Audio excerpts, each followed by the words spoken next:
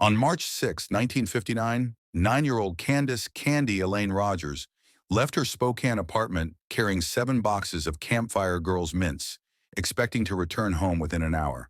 She never came back. Her murder remained unsolved for 62 years until genetic genealogy and a preserved 1959 DNA sample finally identified her killer in 2021 as John Reigh Hoff, a 20-year-old Army serviceman who died by suicide in 1970, 51 years before investigators even learned his name. The case represents one of Washington State's oldest cold cases ever solved, spanning generations of detectives who passed the investigation down like a sacred trust, all working toward a solution that would require technology inconceivable in 1959. The resolution came through forensic scientist Brittany Wright and Detective Zach Storment, who partnered with Texas-based Othram Laboratory to extract a viable DNA profile from severely degraded biological evidence. The DNA, preserved in a glass mason jar for 6 decades, yielded a match probability of 25 quintillion to 1. Scientific certainty that closed the Mount Everest of cold cases for Spokane Police Department. Hoff's daughter Cathie voluntarily provided DNA that led to her father's exhumation, telling investigators, "He was evil. He took more lives than one." The case transformed how law enforcement approaches cold cases and inspired a new generation to pursue forensic science careers. Candace Elaine Rogers was born on July 13, 1949, to Carl L. Rogers, Jr. and Elaine Newton Rogers. By March 1959, her parents had divorced, and Candy lived with her mother in a modest apartment at 2106 6.5 West Mission Avenue, a unit above a neighborhood grocery store in Spokane's West Central neighborhood. At just 4 feet 4 inches tall and 60 pounds, she was small for her age but possessed what family described as a determined mindset. Her blonde hair and blue eyes gave her a cherubic appearance that neighbors recognized as she went door to door that Friday evening. Candy attended Holmes Elementary School as a 4th grader and had recently joined the Bluebirds, the youngest division of Campfire Girls of America. The organization, founded in 1910 as America's first non-sectarian, multicultural organization for girls, emphasized outdoor education and community service. In 1958, just 1 year before Candy's murder, Campfire Girls had introduced mint sales as a fundraiser, replacing earlier donut sales. The mints, manufactured by Brown and Haley Company, came in theme boxes with cheerful slogans. The 1959 theme asked, "She cares, do you?" Her mother Elaine had one firm rule: Candy must be home before dark. That Friday, darkness would fall at approximately 5:45 p.m. The family dynamics were strained after the divorce. Candy's father, Carl, would die by suicide in June 1963, 4 years after his daughter's death, shooting himself with a revolver at a Walla Walla hotel at age 44. But on that March afternoon, Candy seemed like any other West Central kid. She came home from school, played with her dog, ate an oatmeal cookie, and collected her 7 mint boxes before heading out around 4 o'clock p.m. The West Central neighborhood in 1959 embodied post-war suburban trust.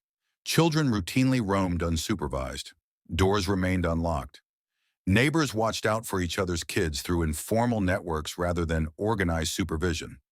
The concept of stranger danger didn't exist in common parenting vocabulary. Door-to-door sales by children, newspapers, Girl Scout cookies, campfire mints, were standard practice, viewed as character-building activities that taught responsibility and commerce. Many girls flooded the neighborhood that day selling mints, making specific sightings difficult to track. Candy confined her route to her immediate neighborhood, knocking on doors of houses she recognized. She successfully sold 1 box of mints during her travels. Neighbors reported seeing her going door to door throughout the late afternoon and early evening. But as the clock moved past 5:45 p.m. and darkness settled over Spokane streets, Candy had not returned home.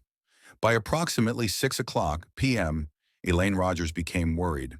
She enlisted Candy's grandfather, friends, and neighbors to search the immediate area. Their concern escalated rapidly. At approximately 6:30 p.m., someone who knew Candy reported the last confirmed sighting. They saw her alive on the 2100 block of West Maxwell Avenue, just blocks from her home. Around that same time, A witness reported seeing a 1953 Ford driving at high speed eastbound on Maxwell Avenue. The vehicle turned north on Belt Street, hitting the curb as the driver made the corner. Candy's grandfather, who was searching with another man, had to jump out of the way of a speeding vehicle on Belt Street.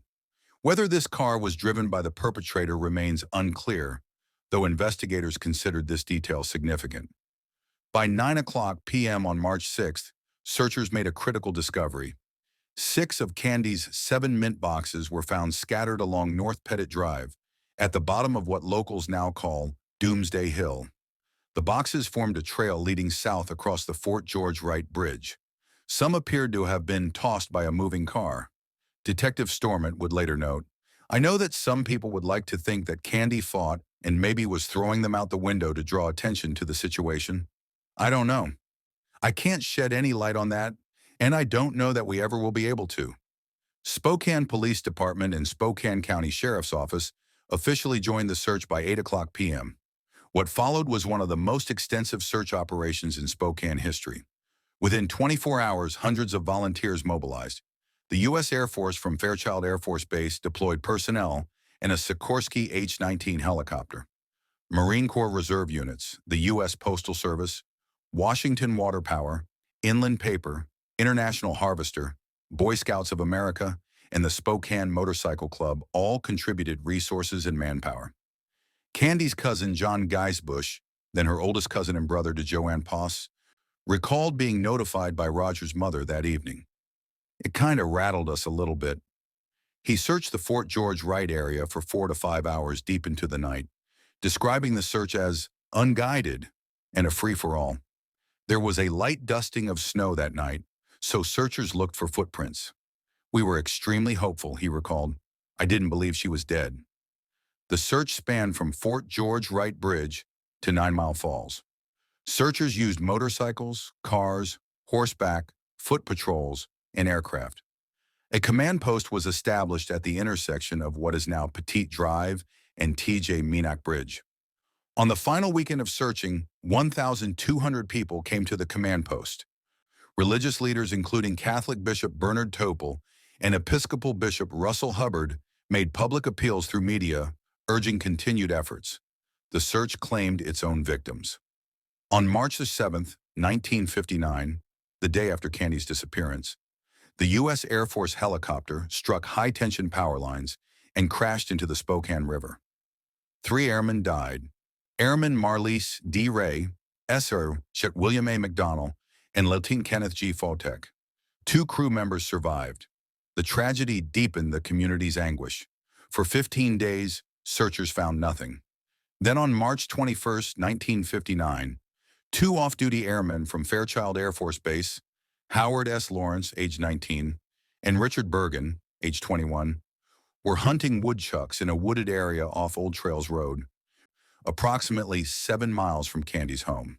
They discovered a pair of blue suede shoes neatly placed near a tree. Initially, they continued hunting, but later discussed their find back at base, realizing the shoes could relate to Candy's disappearance. They reported their discovery to police. At daybreak on March 22, 1959, exactly 16 days after Candy vanished, a search party descended on the area. Within minutes, they found her body. The location was approximately 3.5 miles northwest of Spokane Falls Community College, about 130 feet off Old Trails Road, roughly 200 yards south of an abandoned rock quarry. Her body lay under a shallow layer of brush and pine needles, deliberately concealed with tree boughs. Patrolman Richard Olberding, who would later become a retired Spokane police captain, was one of the officers who found her. He recalled that Roger's kneecap was the only part of her body sticking out from the brush pile. Olberding stated, "No use going any further. Here she is." Decades later, after the case was solved in 2021, Olberding attended the press conference and said, "I thank God that I lived long enough to see the end of this case." The image of that kneecap protruding from the forest floor haunted him for over 60 years.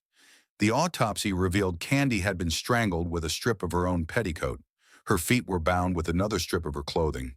The examination showed obvious signs of sexual assault. She had been raped before being strangled. Her white sweater, coat, and possibly her corduroy jumper were smeared with grape-smelling gum in quite a large quantity, as Sheriff's Captain James Allen noted in a March 1962 report. This detail would lead investigators to suspect serial killer Hugh B. N. Morse for decades. The 1959 investigators faced severe technological limitations. DNA analysis wouldn't be discovered for another 25 years. They could only use blood typing, which categorized humans into 4 groups, hardly discriminating enough to identify individuals.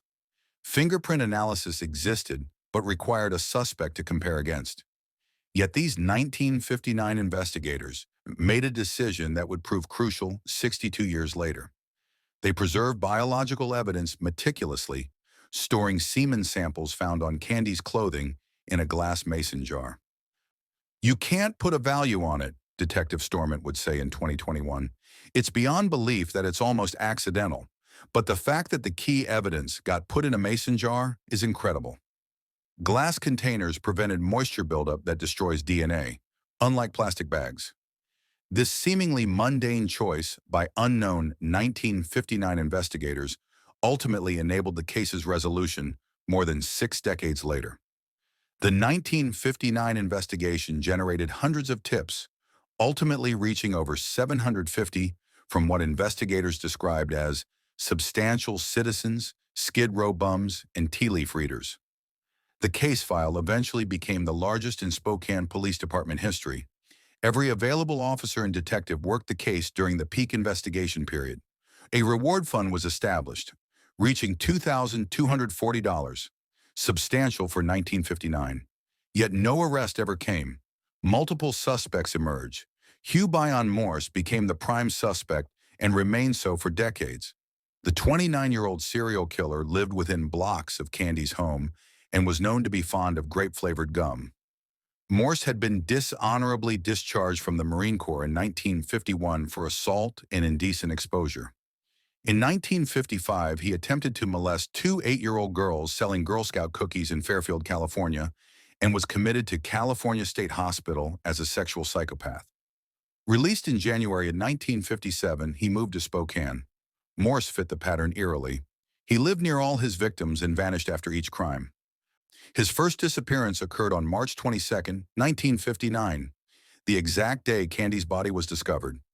8 months later, on November 7, 1959, he raped and beat 28-year-old Gloria J. Bree in Spokane. She died 10 days later. He murdered Blanche E. Boggs, 69, in Spokane, nearly killed a third Spokane woman, and killed another woman in St. Paul, Minnesota. He admitted to at least 4 murders total and was convicted in 1961 for the Minnesota murder. Yet Morse always denied killing Candy Rogers. When DNA testing became available in the early 2000s, investigators tested Morse's DNA against the crime scene sample. He was definitively excluded. Morse died in Minnesota prison in April 2003, age 73, serving 2 life sentences, taking whatever knowledge he had to his grave. Alfred Graves committed suicide on March 22, 1959, the same day Candy's body was discovered. His suicide note made no reference to Candy Rogers. Newspaper clippings about molested women and children were found in his room, along with bobby pins. Sections of rope were found in his car trunk, and photographs of Candy's body showed marks suggesting rope around her waist, though no rope was found with her body. He was considered a pretty good suspect, but was never cleared by DNA before the trail went cold. James Howard Barnett, 49, resided at 2125 West Cinto Avenue. He was arrested on February 3, 1960, 11 months after Candy's murder, on suspicion of a sex crime against another child. 4 days later, on February 7, 1960, he hanged himself in his Spokane County jail cell. He wrote a message on the cell wall in his own blood: "I have sinned against the Lord." His widow reportedly told officers, "That expletive killed Candy Rogers, didn't he?" He remained a person of interest but was never definitively ruled out. More than a dozen men confessed to the murder over the years. All were investigated and eliminated. The case passed down through generations of detectives like a sacred burden. Retiring detectives made impassioned pleas for their successors not to give up. Months turned to years, the investigation summary noted. The case never technically went cold. It remained open, continuously worked, but leads evaporated and suspects died without answers.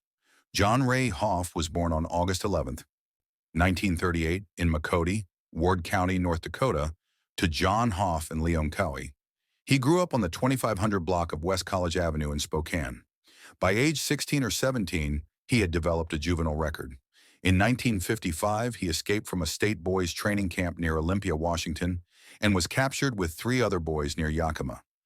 Shortly after, at age 17, he joined the United States Army. By March 1959, Hoff was 20 years old, serving in the Army and stationed at Nike missile sites protecting Fairchild Air Force Base in Spokane. He lived at 2211 West Broadway Avenue, approximately 1 mile from Cathie Rogers' home. He had also served in Korea as an inventory clerk.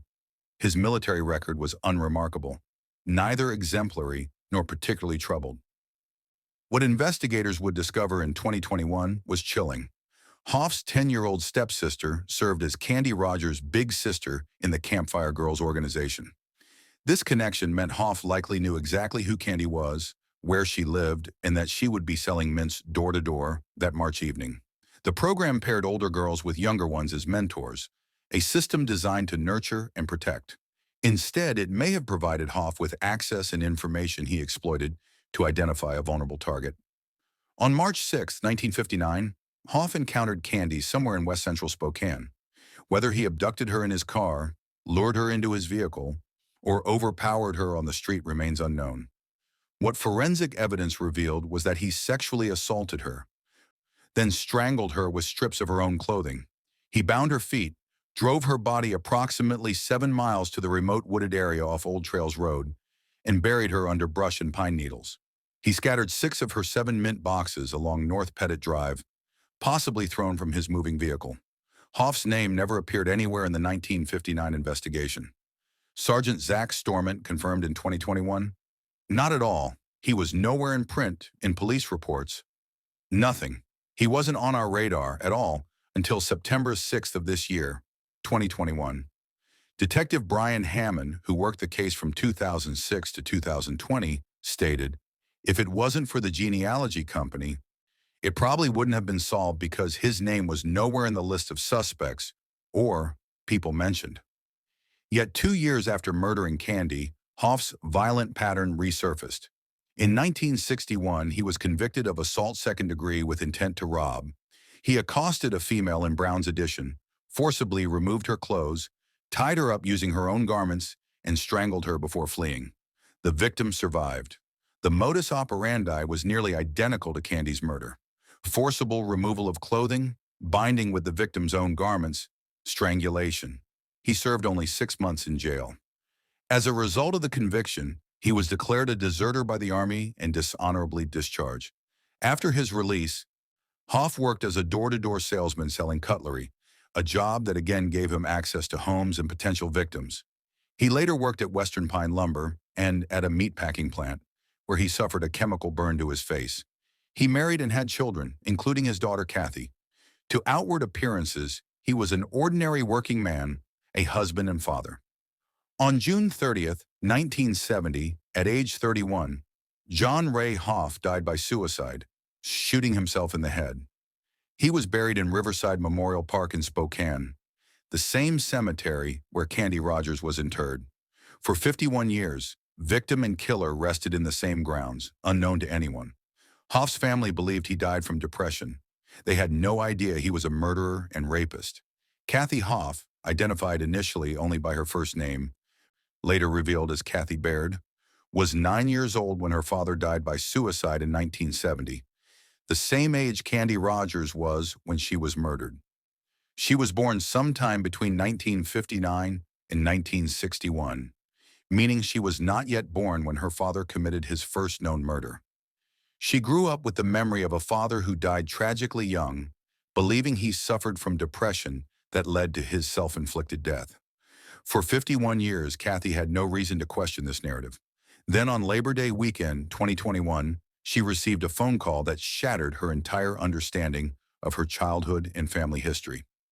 Detective Sergeant Zach Storment called Cathie on September 7th, 2021, after Othram Laboratory provided three names to investigators: John Reigh Hoff, James Andrew Hoff, and Terry Allen Hoff, three brothers, all deceased. Of the three, only John Reigh Hoff had offspring. Storment needed Cathie's DNA to determine if her father was Candy Rogers' killer.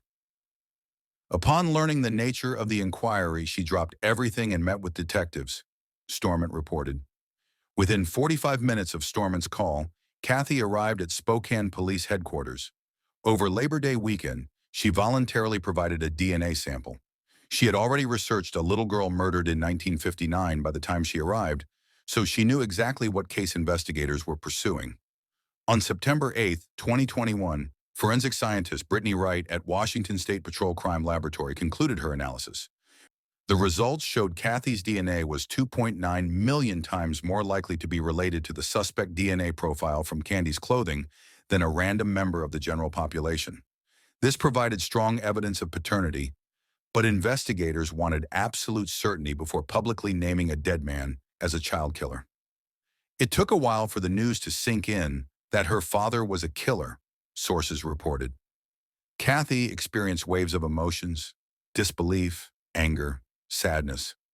She told investigators, "It's just really sad to find out that someone that, not even just your dad, but just someone in your family, could do something like that."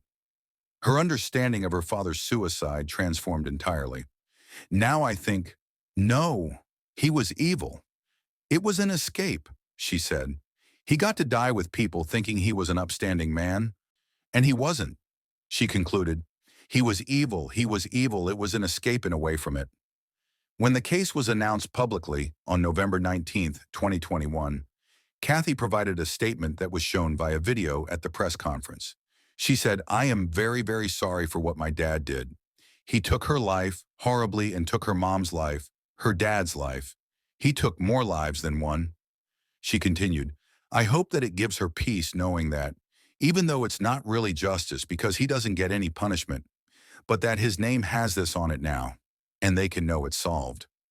In a longer written statement, Cathie said, "What has come to light over the last couple months is the bringing to light the horrible injustice against an innocent young girl, Candy Rogers, by a sick, evil man, who instead of being a protector, committed this terrible crime against her and to her family. It's also a reminder that nothing hidden will remain hidden. He has not escaped the scrutiny of being held accountable for his crime. I pray those wounded by his acts will know how deeply I grieve with them and to know how valuable and precious Candy is to myself also." Lieutenant Troy Tigan of Spokane Police acknowledged the impact on Hoff's family. While Candy Rogers was the victim in the 1959 slaying, the new victims in the case are John Reigh Hoff's family members. Sergeant Storment reflected, "I took those people's lives and their childhood and dumped it on its head. What they believed about their father and growing up has been forever changed." After the announcement, Cathie and Hoff's widow, still living as of 2021, arranged to have John Reigh Hoff's remains moved from Riverside Memorial Park to another cemetery away from Candy Rogers' burial site. When Candy's cousin Joanne Poss learned of this gesture, she was deeply moved. "I was moved, totally moved. That means it also impacted them. Not just us, but them too. It's in a different way, but it doesn't mean they don't hurt. I know they do, and I'd like to thank them." Joanne Poss was 13 years old in March 1959, attending a Campfire Girls sleepover in Spokane when her cousin Candy disappeared. She couldn't sleep that night, worried about Candy. "The next 2 weeks was just constant Candy talk," she recalled. Despite the intensive search and growing concern, Joanne remained naive about the true danger. "I never imagined a murder had occurred," she said. Like other family members, she assumed Candy had gotten lost or hurt herself. Things like that just never happened, and if they did happen, they happened in other cities with other people. Not to you. She was walking out the door to church when her mother told her Candy had been found. Joanne initially assumed Candy was alive. It wasn't until after returning from church that her mother told her Candy was dead. The revelation shattered her innocence and the community's sense of safety. For 62 years, Joanne carried the weight of that loss. She remained active in Campfire Girls for years after Candy's death, and Rogers was often a topic of conversation during activities. I lived at every candy sale and thought of what had happened, Joanne said. Every time young girls went door to door, she remembered what happened to her cousin. The family never stopped seeking answers. They assembled an entire packet, probably a good inch thick of case materials, and sent it to America's Most Wanted, hoping the television program would investigate. The show returned the packet with a letter saying there wasn't enough to go on. The rejection was crushing. I never ever thought it was going to be solved, Joanne admitted. On November 19, 2021, Joanne was 76 years old and living in 9 Mile Falls, Washington. She learned the case was solved by watching the news broadcast before police could contact her. Within 15 minutes, Detective Sergeant Zach Storment called, apologizing profusely for the family finding out through media. He visited Joanne's house that day for over 2 hours, walking the family through every detail of the investigation. Later, he sent her a photograph of the detectives who worked to solve the case standing in front of Candy's crypt, showing their respect for the victim they never met. It's not closure, Joanne said carefully, but at least there's some form of satisfaction there, knowing that the person that did it is at least named. He may be in a grave, but he's named. She reflected on what Candy's life could have been. Only God knows what she could have done if she had lived, but because she can't, if you can carry on work in her name. That's something so good, she can't be forgotten. Joanne has worked with Cathie Hoff to honor Candy's memory, advocating for A.M. Cannon Park Playground in West Central Spokane to be named Candy Rogers Memorial Playground. Her granddaughter, Emily Evers, a 19-year-old biology student at Gonzaga University, was so inspired by how the case was solved that she began considering a career in forensic science. On December 17, 2021, Emily toured the Washington State Patrol Crime Lab in Cheney and met Brittany Wright. I can't imagine how much hard work and dedication she put into solving this to help not just my family, but everyone else, because it's such an important case in the Spokane community, Emily said. It's very inspiring. The case has inspired 3 generations of Candy's family to ensure she is never forgotten, and that her death creates meaning through justice and education. Brittany Wright is not a Spokane police detective. She's a forensic DNA scientist with the Washington State Patrol Crime Laboratory Division. She started at the crime lab in 2013 after earning her degree in forensic science. Growing up in Spokane, her parents told her about the Candy Rogers case as a warning about stranger danger. For 30 to 40 years before she ever worked on it professionally, the case was part of her consciousness. After the Golden State Killer case was solved in April 2018 using forensic genetic genealogy, law enforcement agencies across the country reassessed their cold cases. Spokane Police Department immediately evaluated which cases might benefit from this new technology.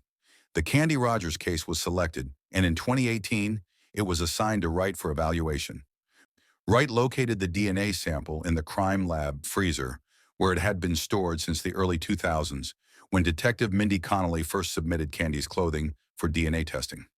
Wright reanalyzed the sample to confirm it matched the 2001 perpetrator's DNA profile, then did diagnostic analysis to determine if it qualified for forensic genetic genealogy. She and Detective Hammond agreed to send the sample to a genealogy lab. The first attempt ended in devastation. The sample arrived in a crushed box with the DNA tube crushed and DNA leaked out. Wright and the detective were absolutely devastated. They carefully packaged a second sample and sent it to another genealogy company, only to have it declared too degraded for their laboratory technology. In 2020, another lab declined the case for the same reason. Wright taught Detective Zach Storment about DNA as a precious little resource using an analogy. You can't bake the cookie dough twice. Once DNA is consumed in testing, it's gone forever. This meant every decision about using the sample carried enormous weight. They had to balance the desire to solve the case against the risk of consuming the last remaining evidence.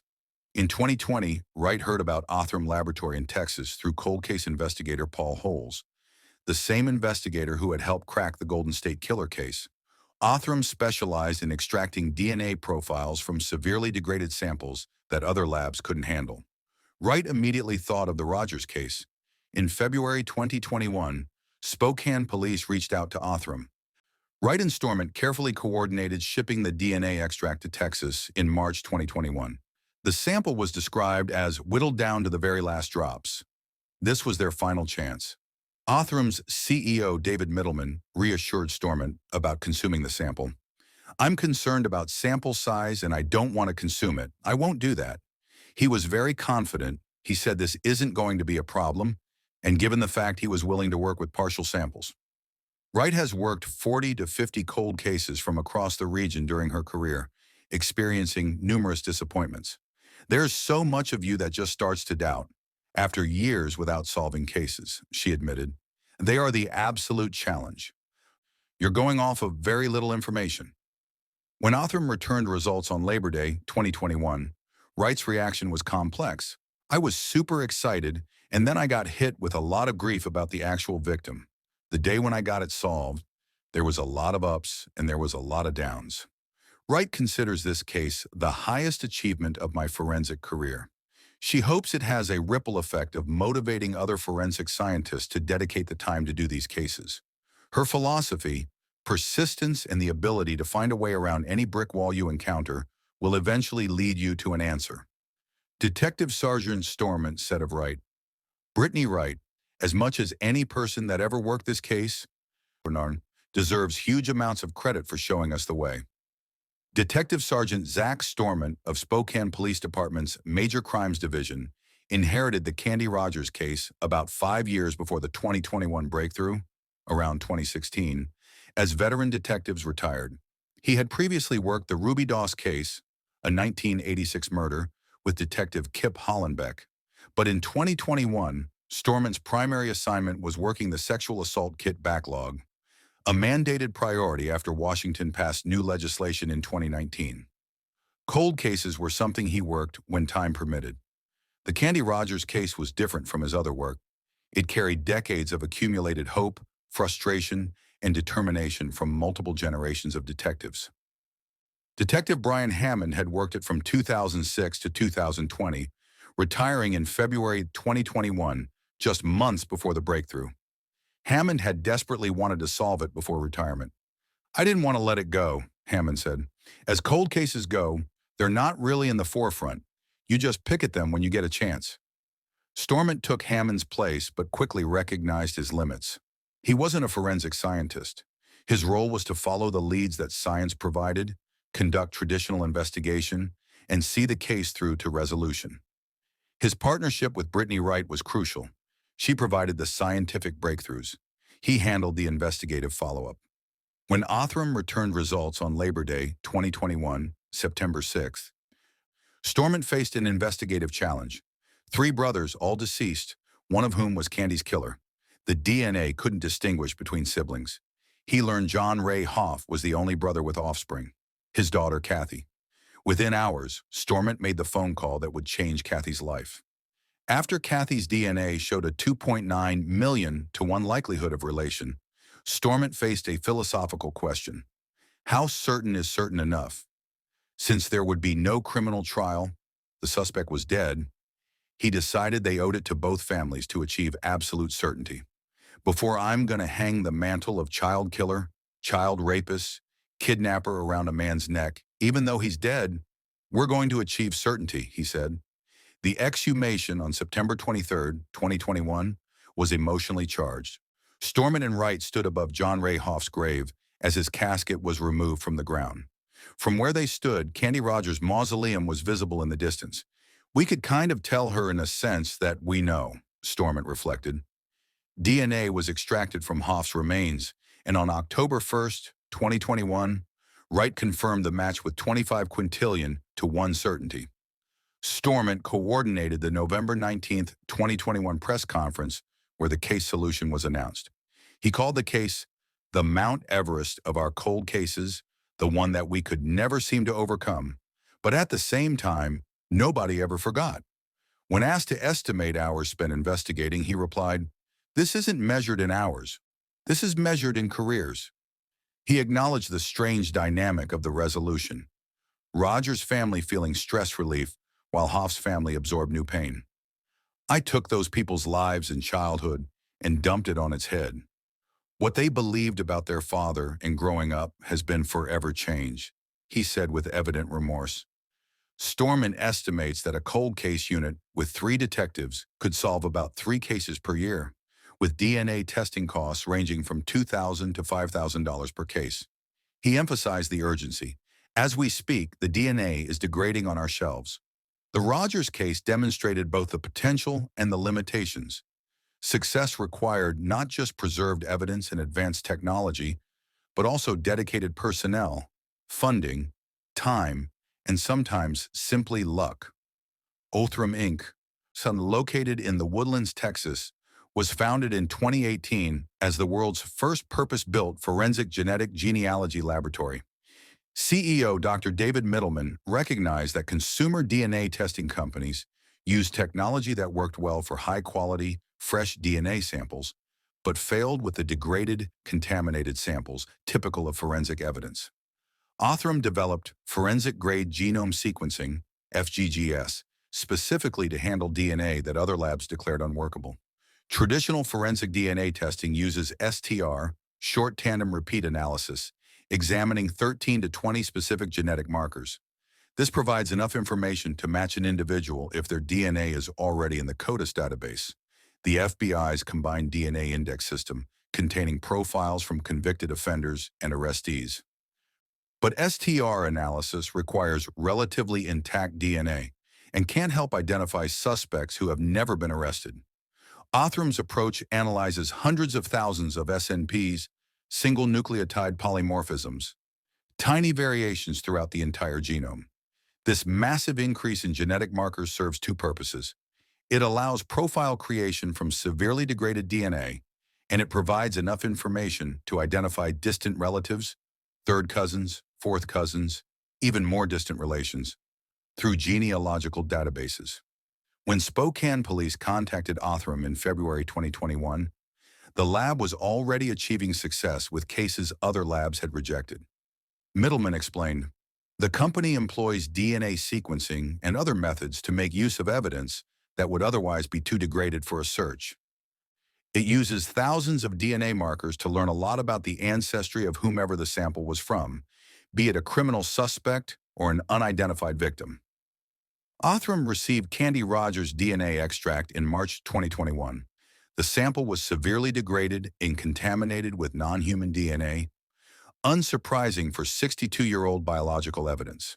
Using proprietary techniques, Othram scientists extracted usable genetic material, repaired damaged sections, and amplified the DNA using advanced sequencing methods. They created a comprehensive genealogical profile showing the perpetrator's ethnic background and genetic markers shared with distant relatives. The profile was uploaded to genealogy databases where individuals have consented to law enforcement searches. Othram's proprietary DNA Solves database, Family Tree DNA, and GED Match. These are not law enforcement databases. They're consumer genealogy platforms where people search for relatives and trace ancestry. By September 2021, Othram's genealogists identified matches to distant relatives. Using those genetic matches combined with public records, birth certificates, marriage records, census data, obituaries, Othram genealogists built family trees. They worked backward to common ancestors, then forward through descendants, progressively narrowing the suspect pool. By Labor Day, 2021, September 6th, they had identified 3 brothers, John Reigh Hoff, James Andrew Hoff, and Terry Allen Hoff. Usually a case has never hinged just on DNA, Middleman stressed. The goal is to not really find the person, but to progressively narrow the pool of suspects. The DNA shared between siblings is too similar to distinguish genealogically. Othram doesn't solve cases. They provide investigative leads for law enforcement to pursue through traditional methods. Middleman described the approach as like a little sonar for identifying distant relatives. It's not that the DNA databases are so large, but that the number of DNA markers used in the comparison are so voluminous. The approximately 6 months from receipt to identification was remarkably fast. That means that all our work was done, and all of the law enforcement work to follow up the lead, to identify the family to confirm the lead, and then to genetically confirm the lead happened within that time. Middleman noted. When the case was announced, Middleman emphasized the broader impact. I think it's important to share these stories, these wonderful outcomes, because when we do, it motivates and excites law enforcement. Law enforcement wants to solve cases, but they may not all know about this technology. I think it helps families. They see that there's hope, there's optimism. He expects forensic genetic genealogy to become increasingly common and believes it can identify criminals hiding in plain sight. After Cathie Hoff's DNA showed a 2.9 million to 1 likelihood of relation to the crime scene DNA, investigators faced a decision. For a living suspect, this would likely be sufficient for a search warrant to obtain direct DNA. But John Reigh Hoff was dead. There would be no arrest, no trial, no conviction. The only consequence would be his name publicly attached to one of Spokane's most notorious crimes. Detective Storment and forensic scientist Wright agreed they needed absolute certainty. They requested and were granted a search warrant to exhume Hoff's body. The exhumation occurred on September 23, 2021, at Riverside Memorial Park in Spokane, the same cemetery where Candy Rogers was interred in a mausoleum. Storment and Wright were present as Hoff's casket was removed from the ground. Standing at the gravesite, they could see Candy's mausoleum in the distance. Victim and killer had rested in the same cemetery for 51 years, unknown to anyone. We could kind of tell her in a sense that we know, Storment said of that moment. DNA extraction from remains that have been buried for 51 years requires selecting the most preserved tissues. While specific extraction details weren't disclosed, forensic protocols typically use teeth, dentin and pulp contain protected DNA, or long bones like the femur, bone material and marrow-preserved genetic material. These tissues provide the best DNA in decomposed remains because they're protected from environmental degradation. The extracted samples were processed at the Washington State Patrol Crime Laboratory, where Wright conducted the analysis using traditional STR, short tandem repeat profiling. This is the gold standard for definitively matching an individual, the same method used for paternity testing and criminal identification. Wright compared the DNA profile from Hoff's exhumed remains directly to the DNA profile from semen found on Candy Rogers' underwear 62 years earlier. On October 1, 2021, approximately 1 week after the exhumation, Wright concluded her analysis. The scientific evidence was definitive. The DNA sample from Rogers' clothing was 25 quintillion times, 25 followed by 18 zeros, or 25 times 10 to the 18th power. More likely to be John Reigh Hoff's DNA than a random member of the general population. This represents absolute certainty in forensic terms, probability so overwhelming that alternative explanations are scientifically impossible. The scientific evidence conclusively indicated the DNA sample collected from Candy's clothing was that of John Reigh Hoff. The official Spokane police statement read, "After 62 years, Candy Rogers' killer was identified with mathematical and scientific certainty.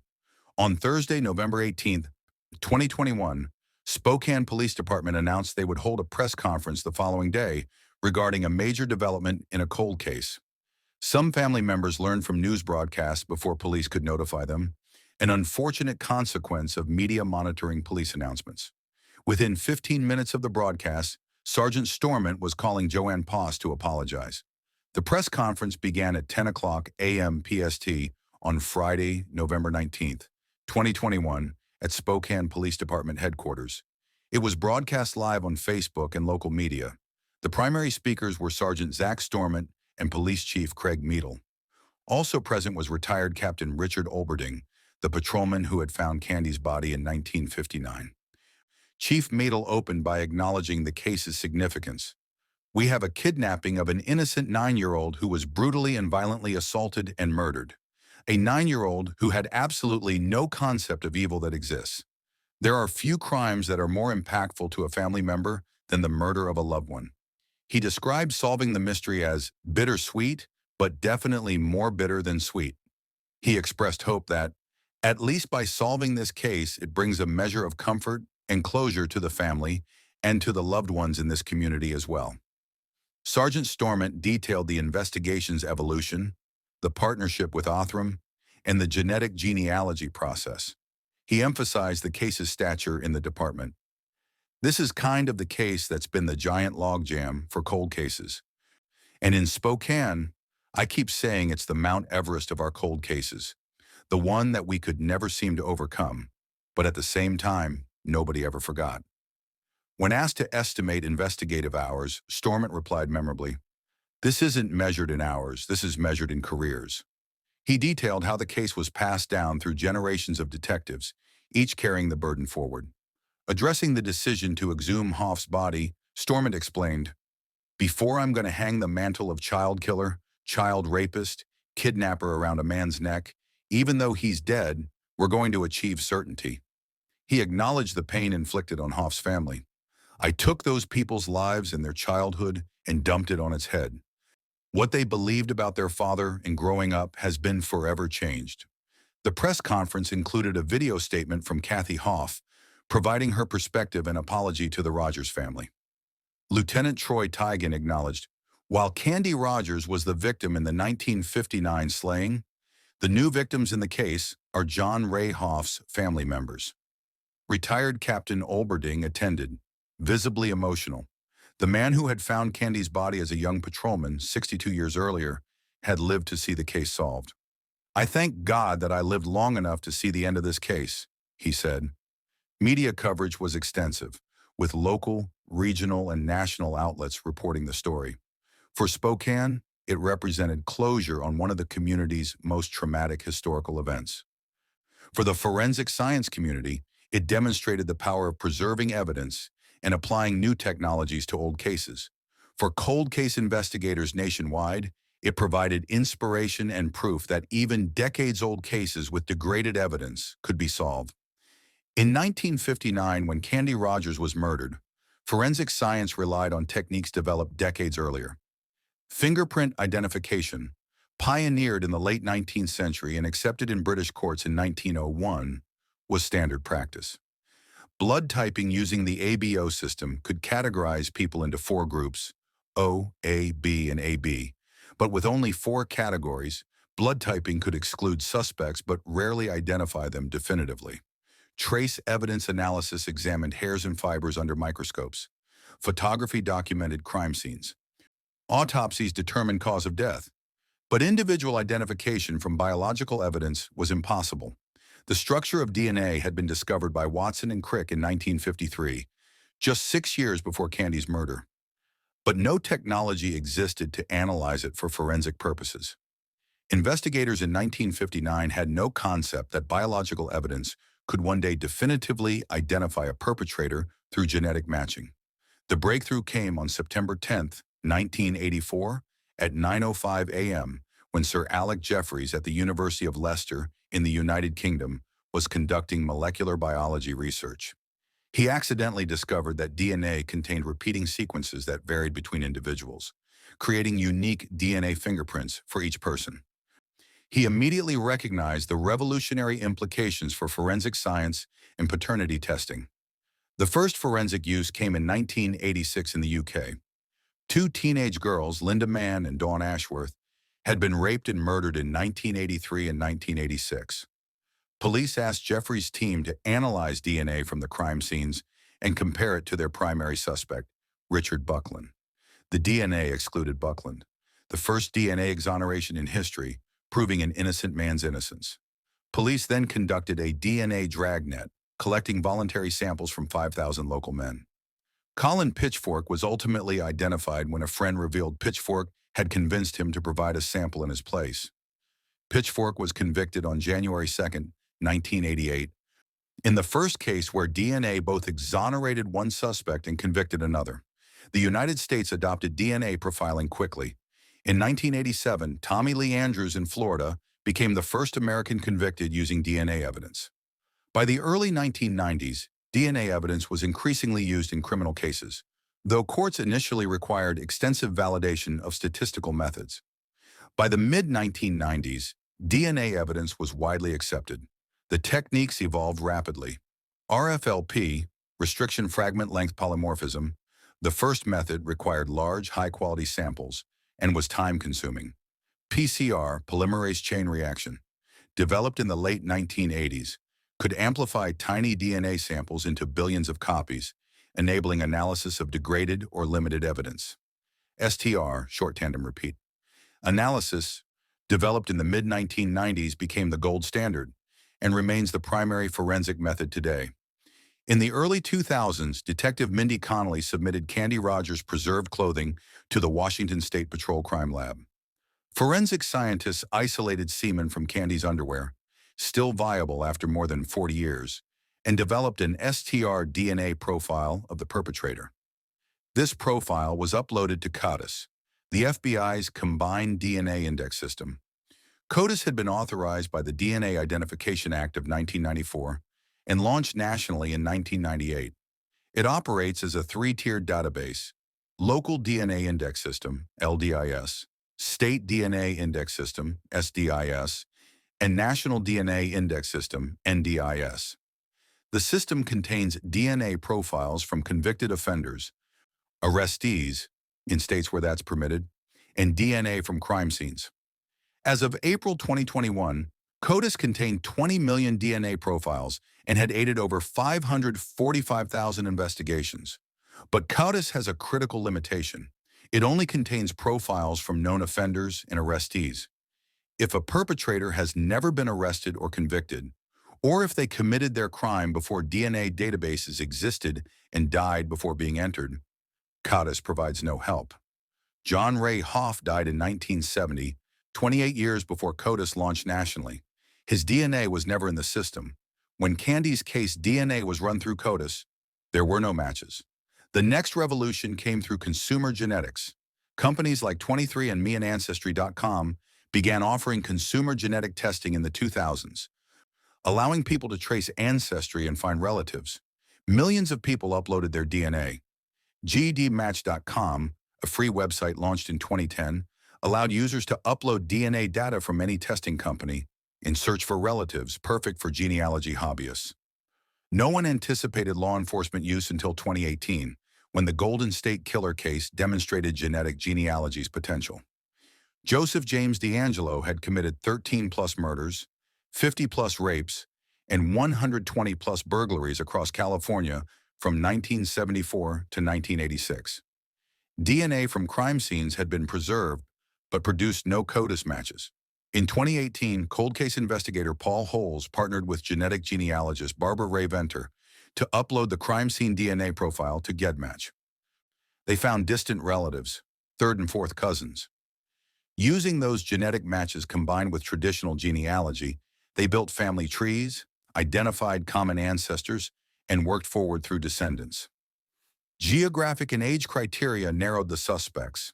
They identified DeAngelo, a 72-year-old former police officer. He was arrested on April 24, 2018, and later pleaded guilty. The methodology revolutionized cold case investigation. Unlike CODIS, which requires direct matches, genetic genealogy identifies suspects through family connections. It analyzes hundreds of thousands of SNPs, single nucleotide polymorphisms, instead of the 13 to 20 STR markers used in CODIS.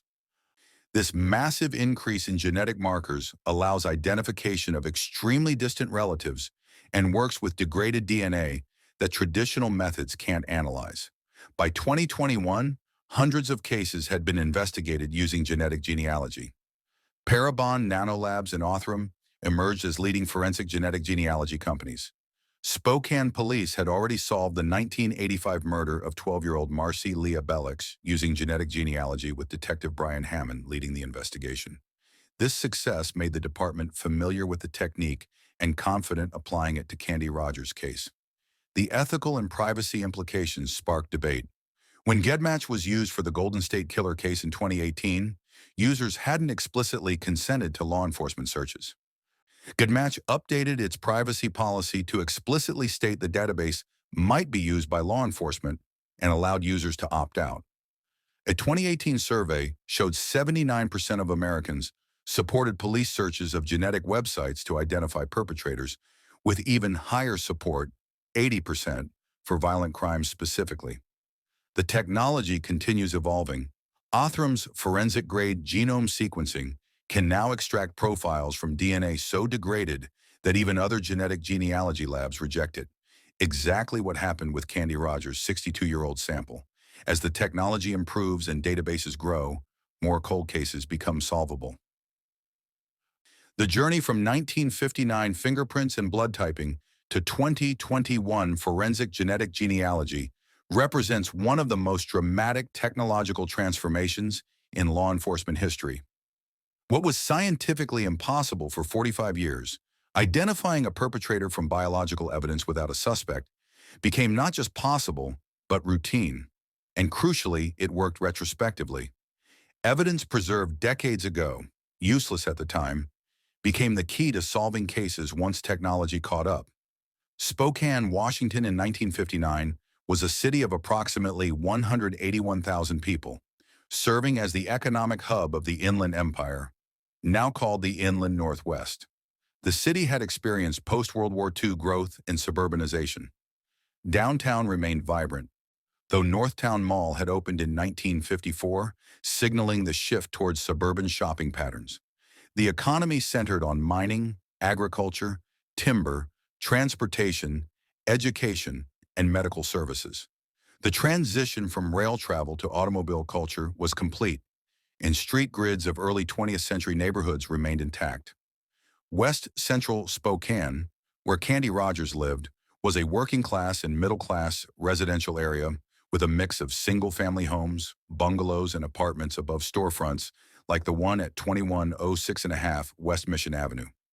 Holmes Elementary School served the neighborhood. American craftsman-style bungalows from earlier decades mixed with minimal traditional housing built in the 1930s through 1950s. Backyard alleys accommodated carports, deliveries, and refuse collection. It was a neighborhood where people knew each other, where children played in streets, where doors remained unlocked. The 1950s suburban culture emphasized community trust and children's independence. Kids routinely played outside unsupervised from age 5 onward. They walked or biked to school alone. Organized games happened without adult oversight. Children had considerable freedom to roam neighborhoods, and parents generally didn't monitor outdoor activities closely. This free-range childhood was normal, expected, even valued as character building. Door-to-door activities by children were ubiquitous. Newspaper boys delivered papers and collected payment. Girl Scouts sold cookies. Campfire girls sold mints and candy. Kids went trick-or-treating, a practice that gained major momentum in the 1950s. These activities were considered safe, wholesome, and educational, teaching responsibility, salesmanship, and community interaction. Adults routinely welcomed children at their doors. The concept of stranger danger didn't exist in mainstream parenting vocabulary. Crime against children was rare enough that when it occurred, it shocked entire communities. There were no registered sex offender programs. Missing children cases were extraordinarily uncommon. Safety came from informal community surveillance, neighbors watching out for each other's kids, rather than organized precautions or constant parental supervision. The Campfire Girls organization exemplified this trust. Founded in 1910 by Dr. Luther Halsey Gulick and his wife Charlotte Vedder Gulick, it was America's first non-sectarian, multicultural organization for girls. The motto, Wo Hilo, derived from work, health, and love. The organization emphasized outdoor education, nature, character development, and community service. By the 1950s, Campfire Girls rivaled Girl Scouts as one of the 2 most prominent girls' organizations in America. The mint sales, introduced in 1958, just 1 year before Cathie's murder, were designed to fund local programs. Girls sold mints door-to-door throughout their neighborhoods, typically alone or in small groups, with no adult supervision. This was standard practice, considered completely appropriate.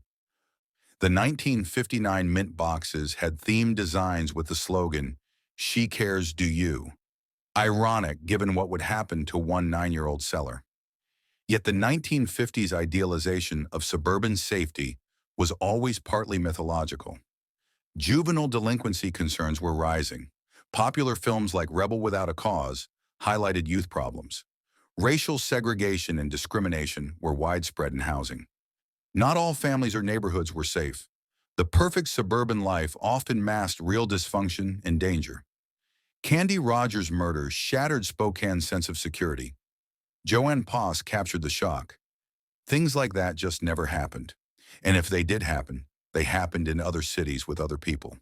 Not to you. The crime violated every assumption about community safety, children's freedoms, and the trustworthiness of neighbors. It revealed that predators could hide in plain sight, living among families as seemingly ordinary neighbors. The murder fundamentally changed how Spokane parents thought about their children's safety. It introduced fear where there had been trust. Yet the case also demonstrated community strength. The massive search effort involving 1,200 volunteers, multiple agencies, and military resources showed a community willing to mobilize completely for a missing child. When the case was finally solved in 2021, it provided a form of historical closure, answering a question that had haunted Spokane for 62 years. But it also served as a reminder that predators have always existed, that evil can hide behind ordinary facades, and that the innocence of the 1950s was always more complicated than nostalgia suggests. The Candy Rogers case spans three distinct generations: those who lived through 1959, those who inherited the story, and those born decades later who are now inspired by its resolution. Each generation has carried the case differently, but all have been marked by it. For those who lived through March 1959, the trauma was immediate and visceral. Richard Olberding found Candy's body as a young patrolman. The image of her kneecap protruding from pine needles haunted him for 62 years. Joanne Poss, then 13, couldn't sleep the night Candy disappeared. The three airmen who died searching for Candy, Marlis D. Ray, William A. McDonnell, and Kenneth G. Fautek, paid the ultimate price trying to save a child they'd never met. The case became embedded in Spokane's collective memory.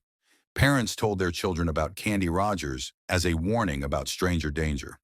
Brittany Wright heard the story from her parents 30 to 40 years before she ever worked on it professionally. The case shaped how an entire city thought about children's safety, ending the era of unrestricted childhood freedom.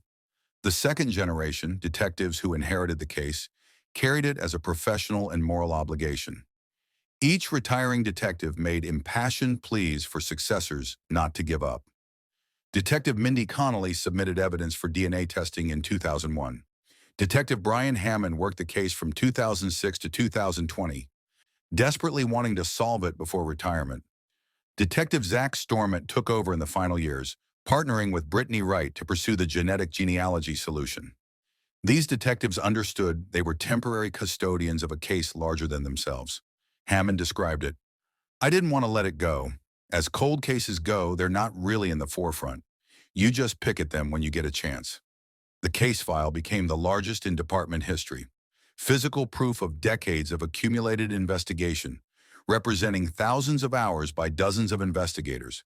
The third generation, those born long after 1959, inherited the story as history, yet it shaped their lives profoundly. Emily Evers, Joanne Poss's granddaughter, was born 43 years after Candy's death. Her grandmother told her Candy's story multiple times as a warning. When she learned in 2021 how DNA sequencing solved the case, Emily was inspired to pursue forensic science. She toured the Washington State Patrol Crime Lab in December 2021, meeting Brittany Wright. "I think when I heard about Candy's case and how it was solved completely with just DNA sequencing, that really inspired me a lot to look into it more," Emily explained. For John Reigh Hoff's family, the revelation created a different kind of generational trauma. Cathie Hoff, 9 years old when her father died, had believed for 51 years that he killed himself due to depression. Learning he was a child rapist and murderer reframed her entire childhood and understanding of her father. Her children and grandchildren, who had known their grandfather or great-grandfather only as a tragic figure who died young, now know him as a monster. The Rogers and Hoff families have worked together to honor Candy's memory, an unexpected alliance between victims' relatives and perpetrators' family. They advocate for naming A.M. Cannon Park Playground in West Central Spokane as Candy Rogers Memorial Playground. Joanne Poss's statement about Cathie and Hoff's widow moving his remains away from Candy's burial site captures this. "I was moved, totally moved. That means it also impacted them. Not just us, but them too. It's in a different way, but it doesn't mean they don't hurt. I know they do. and I'd like to thank them. The case's resolution has inspired cold case investigators nationwide. It proved that evidence preservation matters, that cases should never be abandoned, that technology will eventually catch up. Brittany Wright hopes for a ripple effect of motivating other forensic scientists to dedicate the time to do these cases. Detective Storment noted that solving Spokane's Mount Everest of cold cases opened possibilities for others. This is kind of the case that's been the giant logjam for cold cases. The case also sparked important conversations about genetic privacy, the ethics of using consumer databases for law enforcement, and the balance between solving crimes and protecting innocent relatives' privacy. These debates will shape forensic policy for generations. In Spokane, the case remains a touchstone of collective memory. Clifford E. Brown wrote to the Spokesman Review in December 2021, "I was 12 years old when Cathie Rogers went missing and was later found murdered. To hear the case had been solved, to me, was a miracle. I want to give a heartfelt thank you to the Spokane Police Department for their persistence and diligence in never giving up on finding the killer." Cathie Rogers, who lived only 9 years and 4 months, has now been remembered for 62 years beyond her death. Her story has been told and retold, passed down through generations. She inspired community mobilization, decades of investigative work, technological innovation, and ultimately justice. As Joanne Poss reflected, only God knows what she could have done if she had lived. But because she can't, if you can carry on work in her name, that's something so good. She can't be forgotten. Cathie Elaine Rogers will not be forgotten. Her case transformed forensic science, inspired careers, united families across unimaginable divides, and proved that even after 62 years, truth can emerge from darkness. The little girl who left home with 7 boxes of mints on a March evening in 1959, expecting to return within an hour, instead left a legacy that will endure for generations. A reminder that justice, however delayed, remains possible, and that the work of remembering victims and pursuing truth is never wasted.